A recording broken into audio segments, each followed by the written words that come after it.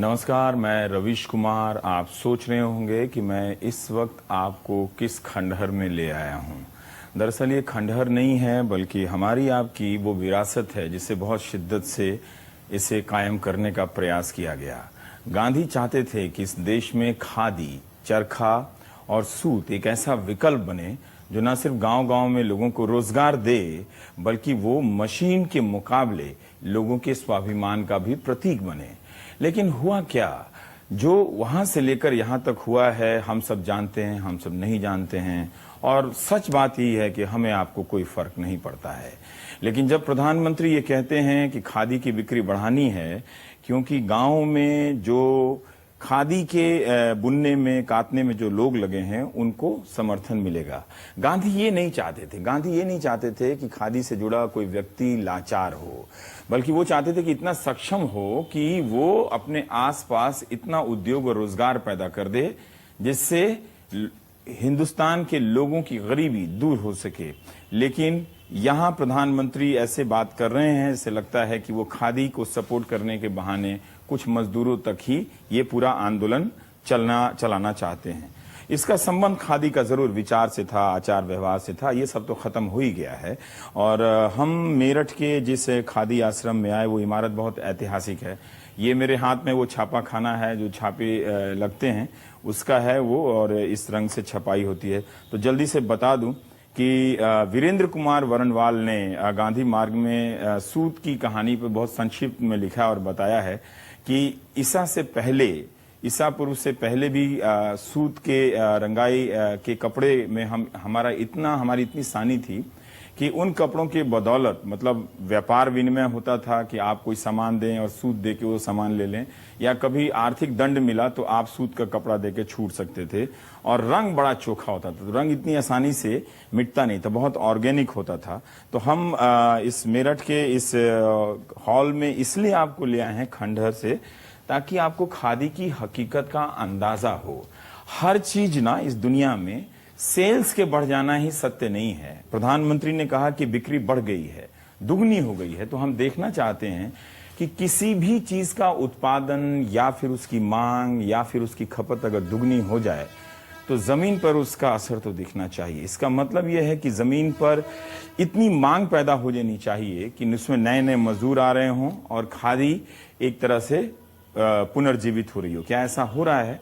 तो हम मेरठ में आए हैं और ये सब यहाँ खादी की चादरें यहाँ पर रखी हुई हैं जो बनती हैं यहाँ पे। लेकिन ये बहुत बड़ा 1920 की इमारत है। और तब लोगों ने, जब गांधी ने खादी को शुरू किया था, तो बड़ी संख्या में अपनी जमीनें दान दी थी और खादी चरखा संघ बनाए थे। खादी ग्रामोद्योग की कल्पना उन्होंने की थी, वो समितियां बनी थी।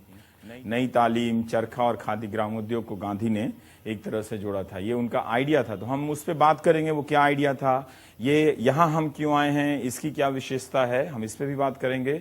और खादी के उत्पादों की बिक्री अगर दुगनी हुई है तो जमीन पर उसका क्या सकारात्मक असर पड़ रहा है, हम प्राइम टाइम में इसकी बात करेंगे।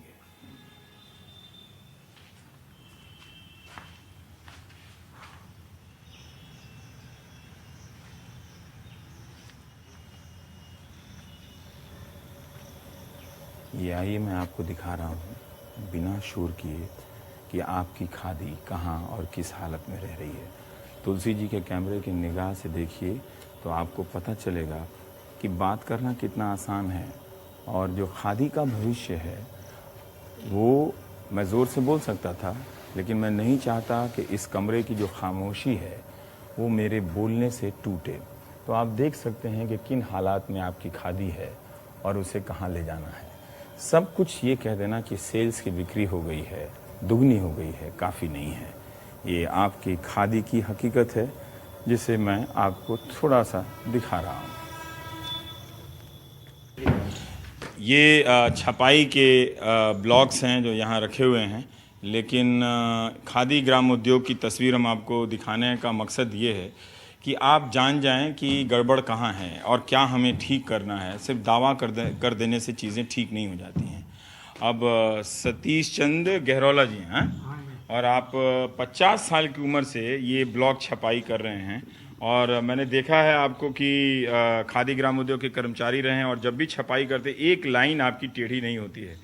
तो इतना दक्ष हैं आप अपने काम में, आपका कौशल इतना बढ़िया है। ये महीने में आप ऐसे कितनी चादरों पे प्रिंट कर देते हैं सतीश जी? करीब 150। और एक चादर की मजदूरी क्या मिलती है आपको? कुल औसतन लगा के हाँ, मिलती होगी करीब 7-7.5 रुपए। 7.5 रुपए एक चादर के लिए। और एक चादर की रंगाई में आपकी मेहनत कितनी देर की होती होगी? 2 मिनट?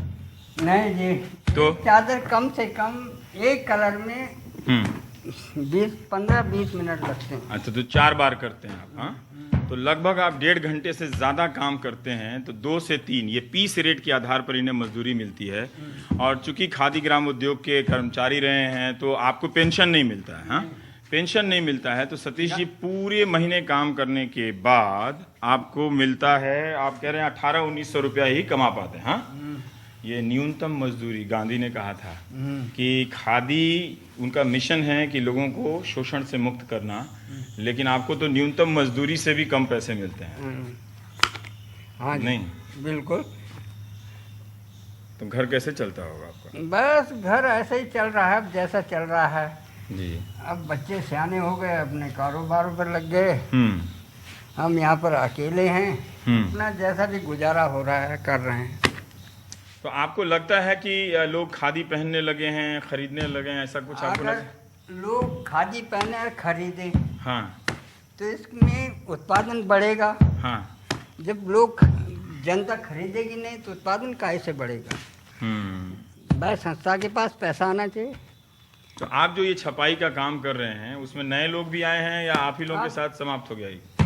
करीब हमारे साथ समाप्त हो गए। एक नया लड़का है, अभी देखा होगा आपने। हाँ, बस यही है जो 45-46 साल की उम्र का है।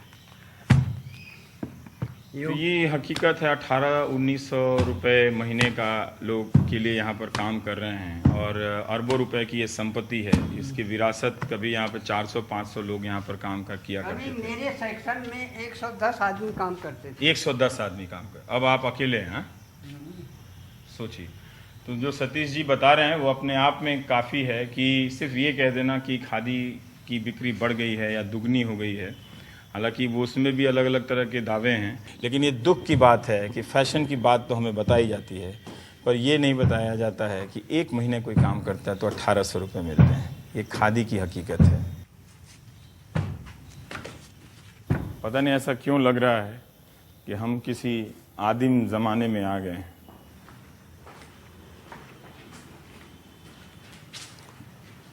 ये सब कुछ मशीनें लगी होंगी, इनकी भी कुछ कहानियाँ होंगी और इनके टूटने खंडर हो जाने की सब दास्तान होंगी।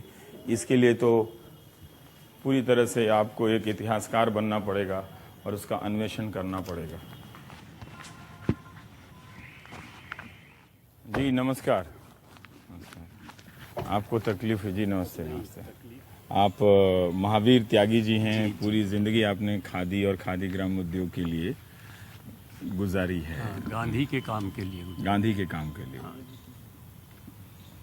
ये जिस इमारत में के सामने हम खड़े हैं, यहाँ आप क्यों लेकर आए हैं? आप इसकी कुछ कहानी, इसलिए लेकर आए हैं जी कि स्वतंत्रता संग्राम के दिनों में ये वो स्थान है जहाँ से स्वतंत्रता सेनानी आचार्य कृपलानी नाम के एक व्यक्ति, श्वेता कृपलानी के पति, हाँ, वो मतलब पहले आदमी थे जिन्होंने यहाँ स्थापना कराई। मेरठ में? मेरठ में। अच्छा। हाँ जी। ओ। तो और फिर यहाँ चौधरी रघुवीर नारायण नाम के एक व्यक्ति थे। वो इस इलाके के बहुत बड़े जमींदार थे। उनकी ज़मीनें थी। अच्छा। ये ज़मीन सारी उन्होंने फ्री गांधी आश्रम को दी थी। गांधी आश्रम को दी थी। और ये इमारत भी ऐसी लगती है कोई ये हवेली रही होगी। उसी समय में बनी हुई ये पुरानी इमारत है। हाँ जी, हाँ। अच्छा, अब ये बंद हो गई है सर, खंडहर जैसी लगती है। खंडहर तो नहीं हुई है, लेकिन कगार पर है। कगार पर है, पर इसमें लगता नहीं कि किसी प्रकार की कोई गतिविधि।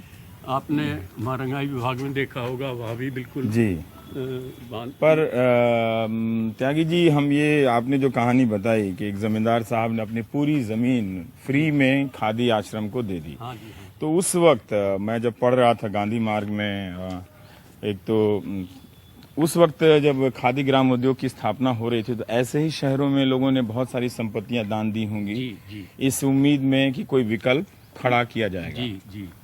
और विकल्प खड़े हुए। हाँ जी, यानी उस वक्त तो जो चौधरी रघुवीर नारायण जिन्होंने ये जमीन दी, उन्होंने अपने गांव में अपने घर को क्रांतिकारियों का अड्डा बनाया। वो इस क्षेत्र में जितना सूत कताई होती थी, सारा सूत अपने से खरीदते थे, खादी बनवाते थे और फिर उसे कंधों पर रख करके बेचने निकलते थे। वो खुद जमींदार, वो खुद और क्रांतिकारी जो लोग सारे उनके साथ में रहते थे, वो सब। तो ये आजादी की लड़ाई के समानांतर ये काम भी चलता रहा। और एक दो बार ये काम सरकार की कुदृष्टि के कारण, अंग्रेज की कुदृष्टि के कारण इस पर छापे पड़े, इसको बंद किया गया। मतलब लेकिन ये खासकर वो भारत छोड़ो आंदोलन के बाद चरखा संघ और खादी ग्राम उद्योग पर काफी हमला हुआ था। बहुत हमले हुए थे। लेकिन ये रुका नहीं काम। एक बार जब शुरू हुआ तो पूरे जोर से, क्योंकि कार्यकर्ताओं में बहुत जोश था और पूरा त्याग था, पूरे कार्यक्रम को समझते थे। गांधी ने एक बात कही थी, कातो समझ बूझ कर कातो, काते सो पहने, पहने सो काते। ये एक वाक्य उन्होंने कहा और इसी के अंतर्गत, इसी के चारों तरफ कार्यकर्ता जुटे रहे। ऐसा लग रहा है कि किसी सरकारी दफ्तर के पुराने गोदाम के पीछे मैं चला आया हूँ। लग ही नहीं रहा है कि ये वो जगह है जहाँ से खादी चलकर आपके, मैं तो नहीं पहना हूँ लेकिन आपके तन तक पहुँची है। बात यह है, मैं तो चूँकि रोज चरखा चलाता हूँ, अपना काट करके कपड़ा पहनता हूँ। अच्छा, ये आपका अपना काता हुआ? मैं तो काट करके सूत गुजरात भेजता हूँ, वहाँ से बनकर आता है और फिर उसको अपने आप धो धा करके पहनता हूँ। आपको लग रहा है क्या कि खादी की बिक्री काफी बढ़ गई है, दुगनी हो गई है? ऐसा है जी कि कागजों में सारा कार्यक्रम चल रहा है। खादी कमीशन के जो रिकॉर्ड हैं उसमें पूरा दो बातें हो गई हैं। एक तो रेट इतने बढ़ गए हैं, उसकी वजह से बिक्री का आंकड़ा बड़ा दिखाई देने लगा है। अच्छा। और दूसरा ये कि कुछ क्या मैं कह दूं या नहीं, मुझे संकोच हो रहा है। आपकी जो इच्छा है वो कह दें आप, संकोच की चिंता ना करें। संकोच इसलिए हो रहा है, देखो भाई, कि ऐसी संस्थाएं बन गई कि जिनके पास सूत ना कपास और दुल्हाई से लट्ठम लट्ठा वाली बात हो रही है जी। ना कोई कपड़ा है, ना कोई भंडार है, ना बिक्री है, और लाखों करोड़ों का कमीशन खादी ग्राम उद्योग आयोग के द्वारा वो प्राप्त करते हैं। तो सब कागजों में सारा काम, कागजों में डबल हो गया है। मैं सर आपको दिखाना चाहता हूँ त्यागी जी, मैं ये आपका चरखा है, हम जरूर चाहेंगे कि हमारे दर्शकों को आप दिखाएं। मैं ये खादी ग्राम उद्योग की वेबसाइट से निकाल कर लाया हूँ। तो 2012-13 में 761 करोड़ की खादी की बिक्री है। और 2013-14 में वो 811 है और 2014-15 का जो आंकड़ा है वो प्रोविजनल है, 870 है। तो मुझे ये दुगना तो दिखाई नहीं दे रहा है, लेकिन फिर भी प्रधानमंत्री ने कहा है कि ये डबल हो गया है। तो मैं ये देखना चाहता हूँ कि मैं इसीलिए आया हूँ तो देखने के लिए कि अगर किसी चीज की बिक्री दुगनी हो जाए तो नीचे जमीन पर उसकी मांग में भी वृद्धि होनी चाहिए। मतलब वो खपत से ही दुगनी होगी तो मांग आना चाहिए, नए नए लोग आना चाहिए। मैं तो एक चीज और कहता हूँ जी, आप उत्तर भारत में सब जगह जाइए जी और घूम करके देखिए, आपको कहीं उत्पादन नहीं मिलेगा, कहीं उत्पादन नहीं मिलेगा। खादी का उत्पादन नहीं हुआ तो बिक्री कहाँ से आएगी? लेकिन ऐसा हो रहा है, ऐसा हो रहा है। कागजों में उत्पादन हो रहा है, कागजों में बिक्री हो रही है। और खादी ग्राम उद्योग आयोग पूरी तरह ये बात जानता है। उनके कार्यकर्ता ये सारा नाटक करा रहे हैं और अब सरकार चूंकि पूंजीपतियों को सौंप रही है खादी के काम को, तो अब इसकी दशा और दिशा बिल्कुल गांधी से भिन्न हो जाएगी। गांधी से भिन्न हो जाएगी और वो हो भी गई है। तो हाँ, पर ये एक दिलचस्प बात है कि हमारे पास उनके दावे को मतलब सत्यापित करने के लिए तो पर्याप्त चीज़ें नहीं है। जो है सो वो मैं बता रहा हूँ, तो वो हो सकता है कि किस आधार पर कर रहे हैं, उनका कोई पक्ष रहा होगा। लेकिन मैं ज़मीन से जो आप दिखा रहे हैं, ये रघुवीर नारायण चौधरी, हाँ, ये इन्होंने अगर इस पे ये सारा एक फैक्ट्री जैसा बना था, ये रंग का काम है, ये सब खंडहर हो गया है सर। यहाँ बहुत बढ़िया रंगाई होती थी। अच्छा। यहाँ बहुत बढ़िया प्रिंटिंग होता था। यहाँ बहुत जब सैकड़ों की संख्या में यहाँ वर्कर काम करते थे। लेकिन आज आप देख लीजिए कि यहाँ मुझे लगता है कि शायद रंगाई और होती है। हाँ, सब चले गए, जब मजदूरी नहीं, कुछ नहीं पड़ती। जरा मरा से काम चल, थोड़ा घना ना। जरा मरा कितने लोग होंगे? बस 4-5 जने। 4-5 जने हैं इतने बड़े कैंपस में, हाँ? यहाँ 100 आदमी है। 100 आदमी हुआ करते थे, हाँ? हमारे सामने। अच्छा, एक और चीज थी जी यहाँ, खादी के रंगों की इतनी खूबी थी कि कपड़ा जितनी बार आप धोएंगे रंग उतने ही निखरते चले जाएंगे। कपड़ा फटेगा लेकिन रंग खराब नहीं होंगे।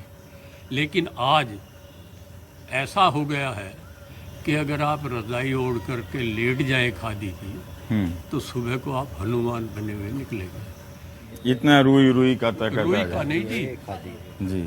और अच्छा, सारा अब ये रंग छूट देखिए, जाएगा। ये सारा का सारा मिल का धागा है। और इसमें मतलब ये पहले ऐसी खादी अधिक ठुकी हुई रहती थी, अब तो इसमें वो आटा खूब आराम से छान लो।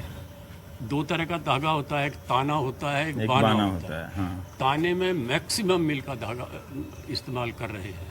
तो वो दरअसल वो खादी भी नहीं है, सिर्फ नाम है खादी बस का। खादी का नाम है। तो जो नाम है खादी का नाम है। खादी का नाम। अरे बाप रे बाप। पर मैं पढ़ रहा था वीरेंद्र कुमार बरनवाल जी का गांधी मार्ग में, इसी में जो मेरे पास है ये पत्रिका, और मुझे काफी अच्छी लगती है ये। बहुत अच्छी एक तो इस पत्रिका का आकार बहुत अच्छा है और इसकी भाषा बड़ी हल्की भाषा, है हाँ बिल्कुल ठीक। और अच्छी है। तो उसमें पर वीरेंद्र कुमार बरनवाल ने संक्षेप में लिखा है कि किस तरह से खादी सूत जो है वो ईसा की पहली सदी में जो यूरोप में चर्चों, एक ईसाइयों का एक खास समूह था, उनके चर्चों में पादरी पहना करते थे सूट, और एक चर्च में हिदायत दी गई थी कि इनका रंग इतना गहरा है, जो रंगीन कपड़े पहनते थे, कि नहीं पहनना है इसको लेके। तो वहाँ से वो एक इतिहास उनका ढूंढ रहे हैं कि कैसे आ रहा है। और लेकिन मैं पढ़ रहा हूँ कि 1915 तक भी गांधी को भी पता नहीं था कि चरखा क्या है, सूत क्या है। वो काफ़ी ढूंढते हैं, पता करते हैं कि कोई आए हमको सिखा दे। वो गोधरा की गंगाबाई के पास जाते हैं, फिर कहीं पालनपुर से लोगों को लाते हैं, फिर काठियावाड़ से लेकर आते हैं कि कोई उन्हें चरखा सिखा दे। ढूंढते ढूंढते उनको करघा मिला। करघा माने जिससे बुनाई करते हैं। हाँ, तो उन्हें करघे और चरखे में ज़्यादा फर्क का पता नहीं था। तो बाद में जब चरखा उनके सामने आया, तब उन्हें जानकारी हुई कि करघा क्या है और चरखा क्या है। त्यागी जी, अगर ये खादी का उत्पादन बढ़ गया है, हाँ जी। तो इस खंडहर में कुछ तो रौनक आ जानी चाहिए थी। हाँ, देख के घबराहट होती है और कुछ चिंता भी होती है कि हम जो बात करते हैं वो सही बात क्यों नहीं करते हैं। और इतनी सारी ज़मीन है, इन्हीं ज़मीनों के इस्तेमाल से हम शहर में शहर के लिए क्या क्या कुछ कर सकते थे। प्रधानमंत्री का जो सफाई का वो है हाँ। नारा, उसका दर्शन यहाँ रंगाई विभाग में आप देखिए। ये रंगाई विभाग का वो हॉल है जिसमें हजारों मीटर खादी रोजाना रंगी और छपी जाती थी। जी, आपकी उम्र क्या होगी? आई, मैं तो अभी सिर्फ 85 साल। सिर्फ 85 साल के हैं। अच्छा, और तो ज़रूर ये दृश्य देखिए कि ये कुर्सी यहाँ लगी हुई है और ये छपाई रंगाई का ही कुछ ये साधन रहा होगा। ये आप इस दृश्य की जरा सा कल्पना कीजिए। जी, ब्लेंडर है जी, ब्लेंडर मशीन है। हाँ, इसमें से खादी को गुजारते थे तो हाँ। वो एक उसमें चिकनापन सा ऐसा होता था। उसको और ये बंद हो गया है। बंद क्या, बिल्कुल। मतलब इस इमारत में मैं आपको यहाँ से लेकर वहाँ तक तुलसी जी के कैमरे से दिखाना चाहता हूँ कि यहाँ पर आकर यही एहसास हो रहा है कि खादी की मौत हो चुकी है। उसका ऐलान जो है वो किसी कारणवश नहीं किया जा रहा है ताकि लोगों को हकीकत का पता चल जाए। जी, एक चीज़ मैं बता दूं आपको, हाँ, कि अगर उत्पादन नहीं है हाँ, तो बिक्री कहाँ से होगी, ये प्रश्न है मेरा। ये प्रश्न है आपका। उत्तर भारत में कहीं भी आप जाइए, हाँ छोटे मोटे एक दो करघा परघा कहीं चलता, दो चार चरखे कहीं चलते दिखाई देंगे, लेकिन पूरी तरह से। और ऐसी तो सैकड़ों संस्थाएं हैं कि जिनके पास ना खादी है, ना कोई धागा है, ना डिमांड है, ना उनके पास कोई चीज़ है, और लाखों रुपए कमीशन का उनके पास आ रहा है। और उनके कागजों में ये आंकड़े जो आप ले रहे हैं, ये उन आंकड़े उनसे लिए गए। क्या पता उन्हें पता हो कि, क्योंकि वो 2-3 बार कह चुके हैं प्रधानमंत्री की इसकी संख्या बिक्री बढ़ गई है, तो वो कोई और आंकड़ा देख रहे हो जिसकी पहुंच हमारे तक नहीं है। ऐसा है, हमारी उनकी पहुंच नहीं है जी। अगर मेरी भी पहुंच नहीं है, हाँ। तो मैं समझता हूं कि प्रधानमंत्री की भी पहुंच वो उल्टी सीधी होगी, कहीं सही पहुंच नहीं है। जब मैं रोज देखता हूँ, सारे उत्तर भारत में घूमता हूँ, सारे देश में घूमता हूँ, लेकिन उत्तर भारत में तो मैं पैदा हुआ हूँ, ये तो मेरा जन्म स्थान है, ये तो मेरा कर्म क्षेत्र रहा है, आज भी कर्म क्षेत्र है, तो मैं यहाँ देखता हूँ एक भी संस्था ऐसी नहीं जिनके पास प्रोडक्शन हो। ये सब जो रंगाई की ये जो मशीनें हैं, इनको देख के ये अंदाजा होता है कि सचमुच जब आप नौजवान होंगे, और वैसे तो 85 साल में भी आप नौजवान हैं, और तो यहाँ पर काफ़ी चहल पहल रही होगी। मैं चाहता हूँ कि दर्शक इसे देखकर ये कल्पना करें कि मेरठ एक ज़िला है और वहाँ पर इतनी इस स्तर की औद्योगिक गतिविधि हो रही होगी, बहुत सारे लोगों को काम मिलता होगा, लोग यहाँ पर काम करने आते होंगे।